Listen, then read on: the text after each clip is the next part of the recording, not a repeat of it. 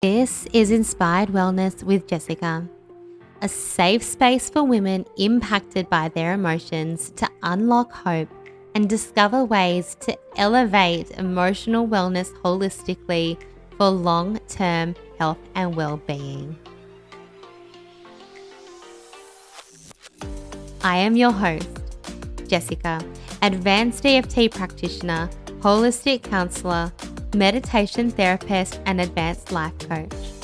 Join me for real, raw conversations to educate and inspire you to take control of your emotional well-being. I am so grateful you are here with me. Let's dive straight in. Welcome to this episode of Inspired Wellness with Jessica. I come to you today recording on my phone. Would you believe that I have actually broken the cord that connects my microphone to the computer? And I'm going to have to order a new one. I have actually snapped the little wires out of it because I am that clever. So bear with me today. I hope that this sound quality is okay for you guys and you're going to want to stick around and listen to this episode if you are somebody who finds yourself Googling your anxiety symptoms. If you have been diagnosed with health anxiety, then this is for you. And I want to ask you, how many times have you found yourself Googling your anxiety symptoms? How many times have you caught yourself doing it?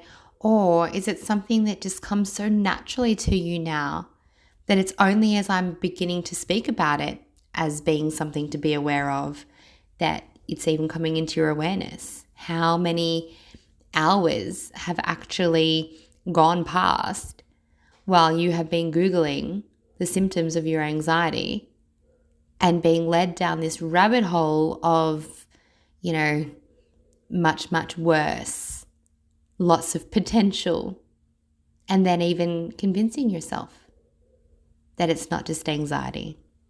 Who's been there? I know I have. And I hear this a lot too with clients who see me for anxiety, people that I work with. I know this feeling all too well. And it's a vicious cycle. If you have an anxiety symptom, then you Google it. Then you convince yourself that it's not just anxiety. And then you become even more anxious. And you even become obsessed over it. And I don't say these words, you become obsessed or you become more anxious in a way of blame. It's just what we do. Because as we read these things and we are convincing ourselves that we have more because, anxiety couldn't possibly cause the level of heart palpitations that you're experiencing. And anxiety couldn't possibly cause the tingling in your fingers or the constant dizziness, the lump that's been in your throat for 2 years. As we convince ourselves that anxiety couldn't possibly cause these things, then we want answers.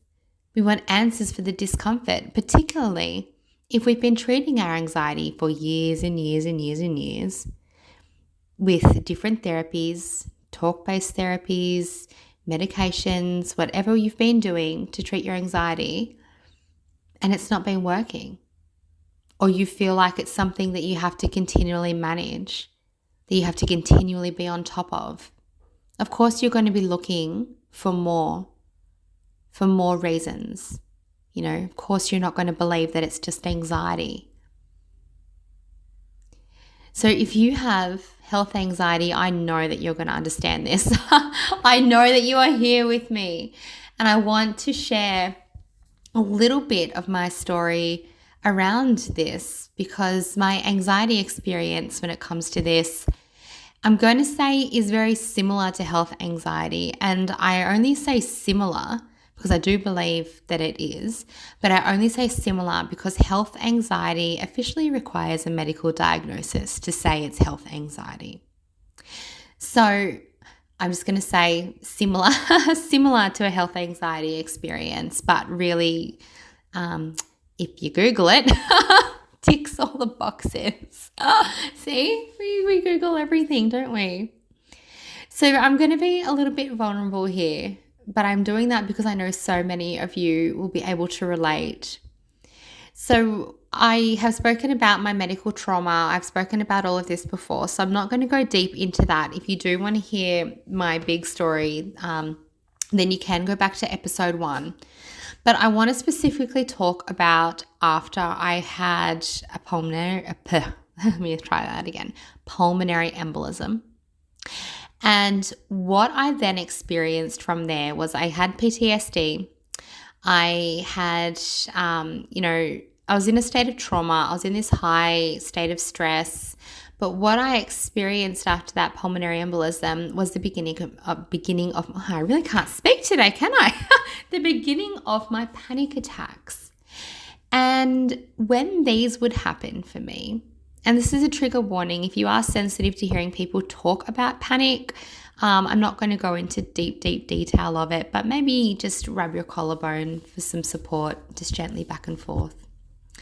So what would happen was the symptoms of these panic attacks. So the way that I would feel in my chest, the way that I would feel in my head, the way that I felt in the being breathless, my racing heart rate that used to sit up around 180, this would all remind me, because these symptoms felt so similar to the night I had my pulmonary embolism.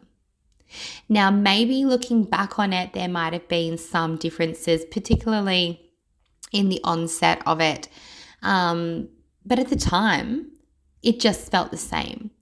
And so experiencing these sensations in my body over and over again, knowing that my leg had reclotted despite the initial medication that I had been put on for blood clots. So in my head, it was possible that I could throw another pulmonary embolism, that this one might not be so, the size it was, and I might not have had the same outcome. That fear of just, death just loomed over me, right?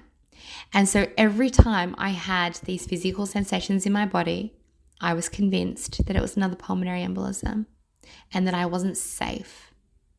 And as I had all these experiences that I felt at the time were really humiliating, I went into the hospital, or I'd call an ambulance, because that's what I did the first time, and it turned out to be something.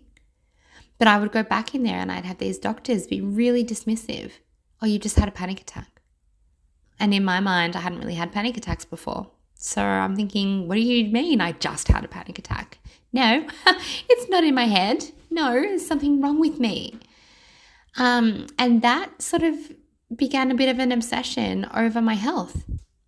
And I can share with you, as somebody who has come so far from the state of stress and anxiety and panic that I lived in for years and years and years, that sometimes though, I will get a headache, or I will get, a cold, or something really minor. But anything that really makes me either feel lightheaded, or something that makes me feel like it impacts my chest at all, like a cold, my ability to breathe properly, like when you have a blocked nose, and I start to feel panicky. And I have had to learn to manage that. I learned to manage it with strategies that address the thoughts that I'm having, and I manage it with tapping really quickly. As soon as I'm aware of it, I remind my body that I am safe. I will do some kind of healing meditation, and I am able to move through it really quickly now, really quickly. And I can give you an example of this the other day. The other day I had reflux. And reflux, which is really common, by the way, with people who have anxiety, for all sorts of reasons to do with your digestive system. But I had reflux, and I get reflux really badly. Not so much recently, since I haven't been living in such a state of stress, but really bad reflux. I was medicated for it for years. God, I'm really sharing everything now, and I was medicated for it for years. But when it comes up, it's intense, it hurts, there's this pressure in your chest. And as I already mentioned, I'm really sensitive to anything that draws attention to that area. I had years of seeing cardiologist. I had a electro study done on my heart. I had to try this awful cardiac medication. I had all these things around my heart because my heart rate stayed up, always over 100, rarely went below 100, maybe in the 90s while I was sleeping. And then, as I mentioned before, up to around 180. So they said I had SVT. So basically, anything that drew attention to my chest sends panic to my body. And what happened the other day was I had some bread before I left the house, and that gave me reflux. And I know that gives me reflux. So I was driving my car on my way to pick up my daughter from school, and suddenly I had these sharp pains in my chest. But what I was able to do, because of the things I have practiced over these years and because of the desensitization to the triggers that I have done, all of that work has all paid off. So I was able to tap on one of my points while I was driving, take a deep breath, and say, even though this reflux feels like discomfort in my chest, or even though this sharp pain is making me feel uncomfortable, whatever I exactly said, I know it's reflux and I know it's safe. So after my pulmonary embolism, I had doctor's visits after doctor's visits because I was convinced that they were wrong, or that they missed something. Not so much that they were wrong, but just that they'd missed something. Because here I was with this racing heart. Here I was with this awful experience, and that wasn't my first experience in a situation that also could have gone extremely wrong another way. I had a mortifying car accident in 2009. So, that already had me feeling like anything could go wrong and I wasn't safe. And I might even talk about that on another episode. But, so I already had this deep-seated belief, that anything could happen to me and that I could die at any moment and that nothing was safe around me. So I have this pulmonary embolism, and then, as I said, I'm in this state of stress. I'm traumatized. I was also dealing with the knee injury that caused the blood clot to begin with. I could barely walk. My knee was so unstable for a really long time because I couldn't operate on it because I had blood clots. All these things. And then I developed vestibular migraines. And these migraines coincided with my anxiety. One would trigger the other. And it actually took, after so many doctors, and one doctor saying he wouldn't see me if I didn't take a 6th medication. It actually took my chiropractor to explain this to me properly. The link between the anxiety and the vestibular migraines. And that was game changer, honestly. So these migraines, though, would make me feel like I had no control over my feet. They would make me feel like I couldn't drive because I was so anxious, because I couldn't deal with the dizziness from my peripheral vision, from the things moving past me. So, all of these things, and I had to have I had brain scan to make sure there was nothing there. I had a brain scan when I had a migraine so bad when I was pregnant with Amelia, my second, that what happens with the symptoms of these migraines is I go numb down one side of my body. So around my face, it's normally the right-hand side for me, my tongue, my hand. So I get that with migraines, which is why they are extremely scary when they're bad. So I had a brain scan when I was pregnant with Amelia, and I had a brain scan again after, when these migraines, when we were looking into the migraines to begin with. And both of those brain scans gave me tangible evidence, right, that there was nothing growing in my brain. But when you are in this high state of anxiety and you're in this state of, fear, and your amygdala is on high alert, scanning for something to be wrong, it's hard to accept that when you still feel so terrible, that this could just be because of anxiety. Because the migraines are real. The SVT was real. The reflux, the digestion issues, they're real. These are all real issues on their own. And also, by the way, real issues that, yes, you absolutely do need to get checked out medically. Okay?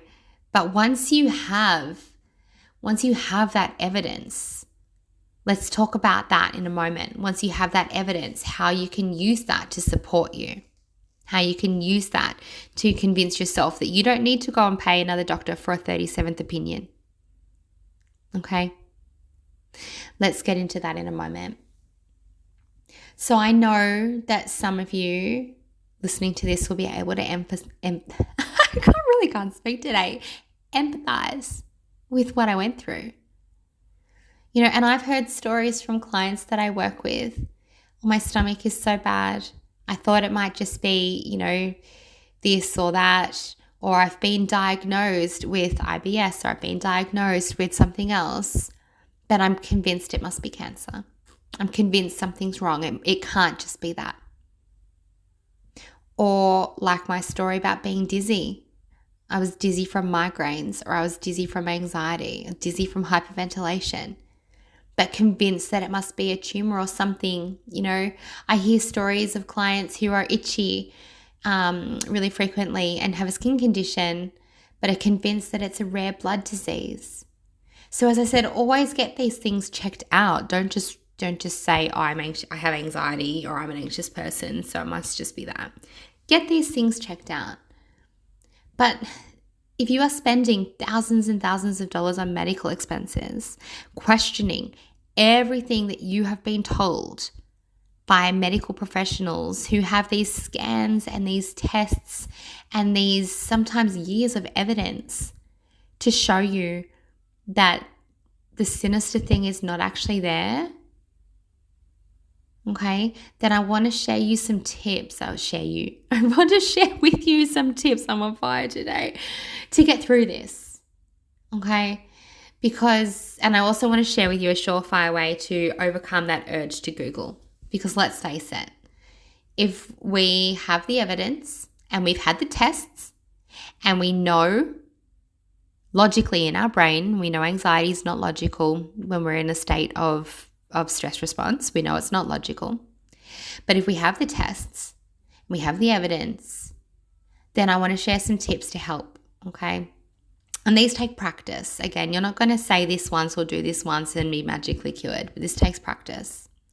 So I've got 3 tips, okay, to help with this.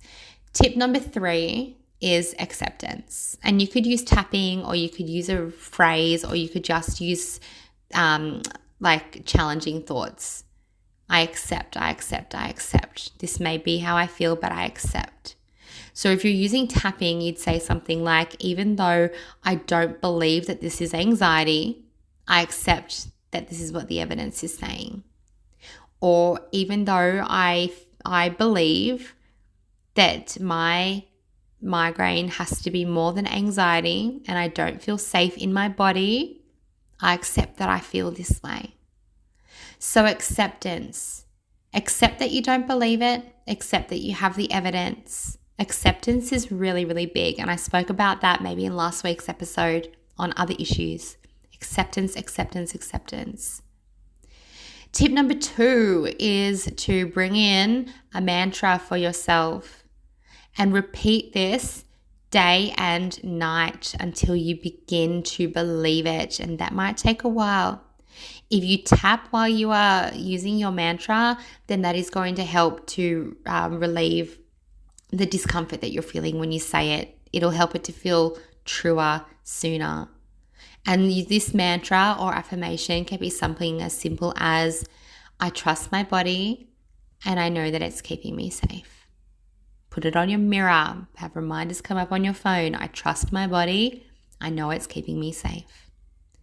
And tip number 1, the most important thing that you can do if you are struggling with health anxiety and you are struggling to believe that it is what it is, or that anxiety could possibly be causing this. And remember, anxiety and stress response takes a physical toll on the body.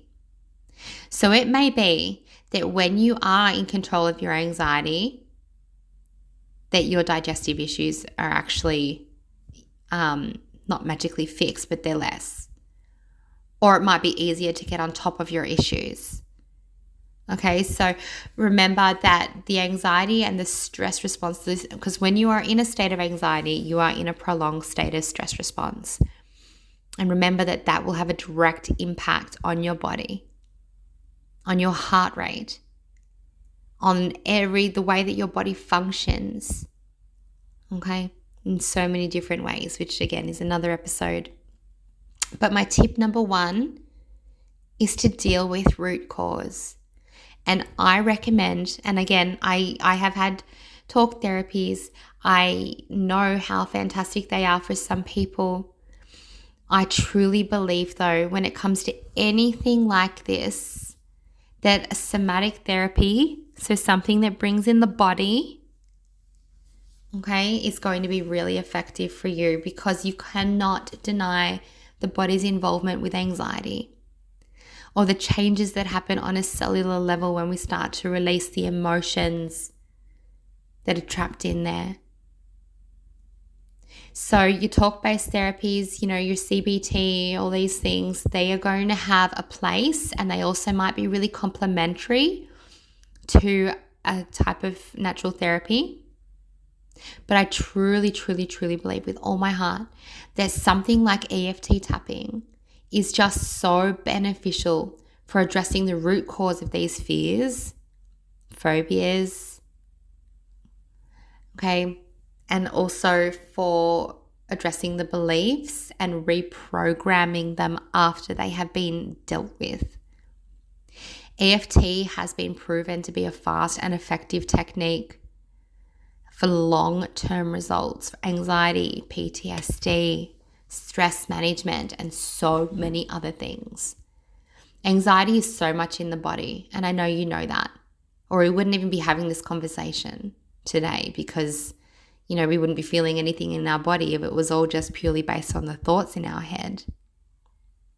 So I truly believe that, if you haven't before, or maybe you haven't found the right practitioner to help you to really treat it effectively, you really need to involve the body in this process and address root cause, address the beliefs, address the subconscious beliefs that are holding this up for you.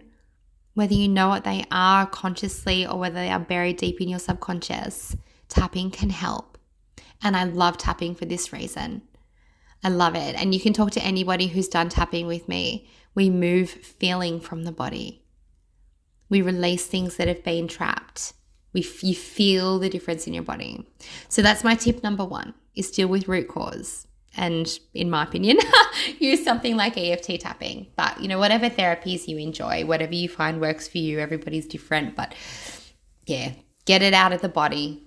Get it out of your body. Because when we're tapping and we are, exposing ourselves to these things that fear us, we are sending calming signals to the amygdala to say that this is actually safe.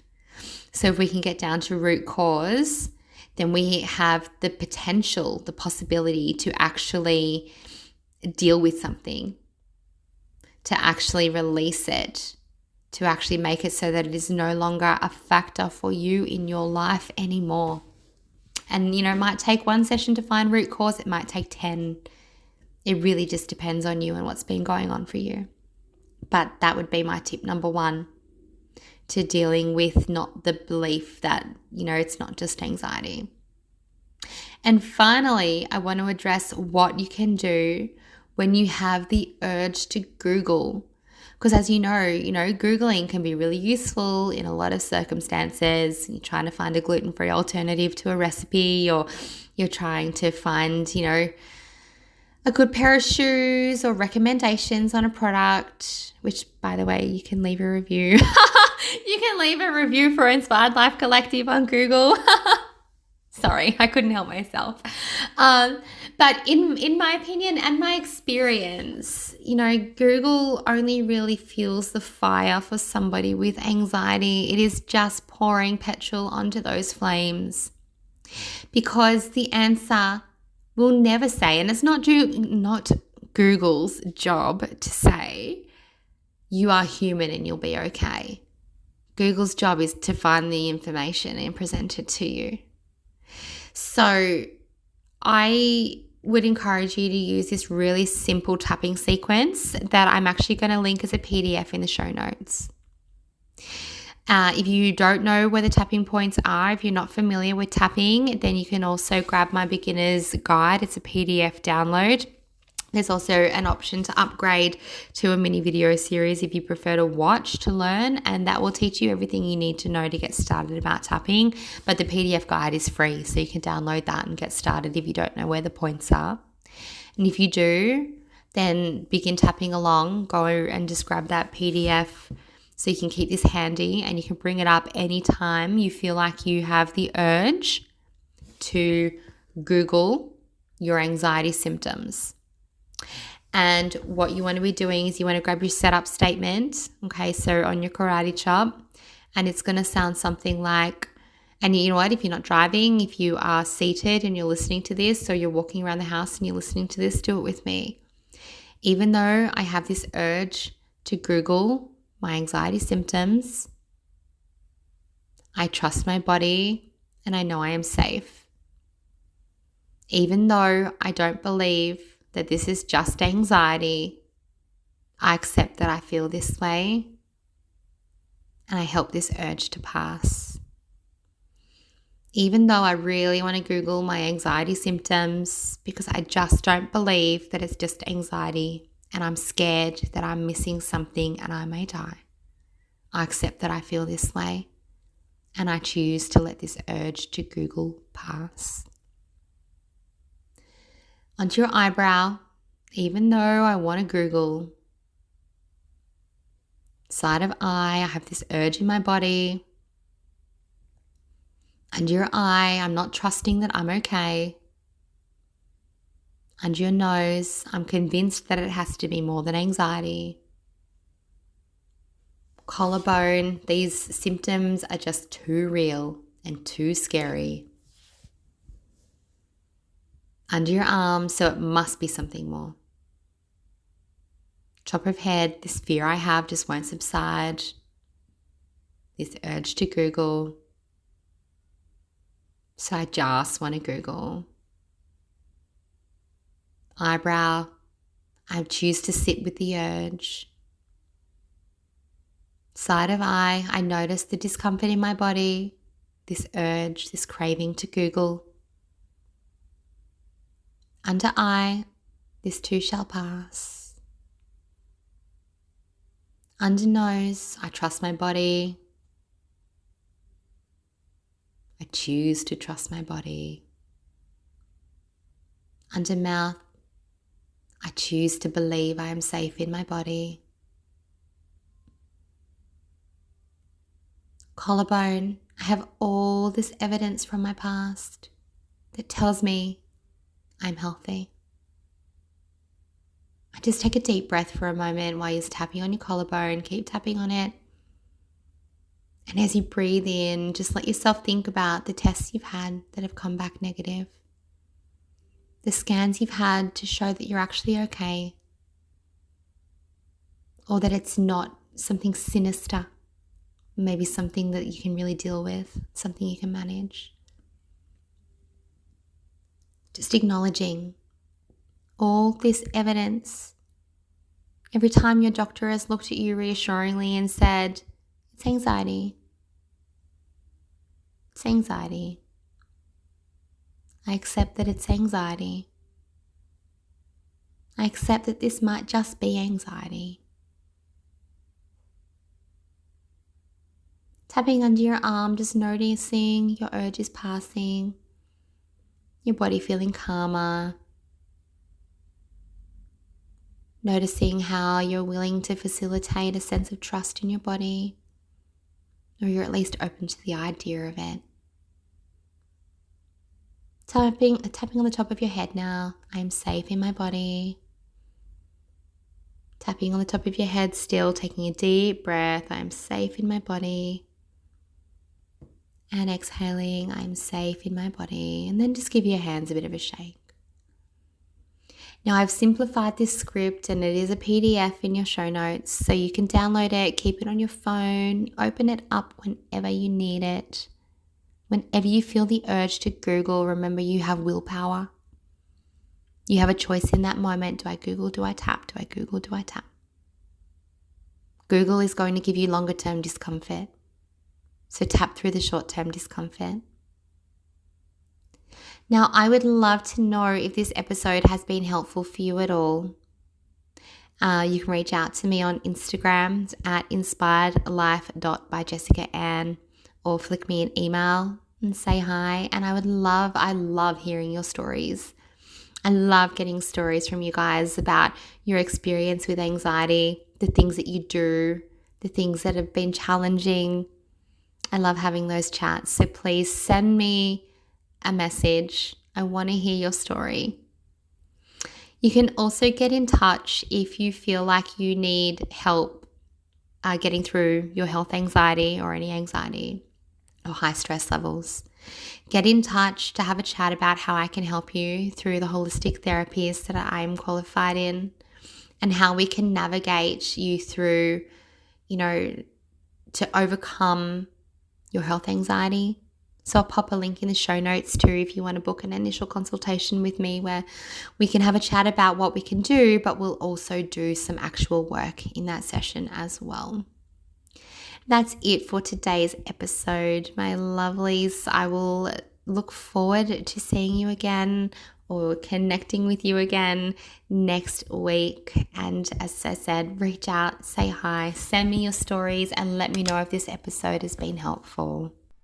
You've been listening to Inspired Wellness with Jessica. If you loved what you heard today, make sure you subscribe to this podcast and leave a review. If you know someone who would love to hear all about this topic, make sure you share this episode on your socials and tag me at inspiredlife.byjessicaann. You can get in touch with me through my website www.inspiredlifecollective.com.au. Thank you for tuning in, and I look forward to seeing you on the next episode.